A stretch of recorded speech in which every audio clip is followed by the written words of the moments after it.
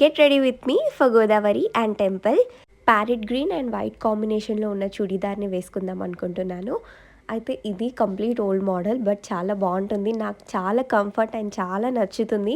ఇలా one side ఓని ఇంకా బాగుంటుంది. ఫస్ట్ గోదావరికి వెళ్ళి కావాల్సిన ఐటమ్స్ లైక్ ఉసిరికాయ ఇలాంటివి అన్నీ తీసుకొని అక్కడ దీపం పెట్టుకుందామని వెళ్ళినాము. నేను మా మమ్మీ కార్తీక మాసంలో ఒక్కసారైనా గోదావరికి వెళ్ళి పెట్టుకుందామని మా మమ్మీ అంటుండే. సో అలా వెళ్ళి వచ్చేసాము.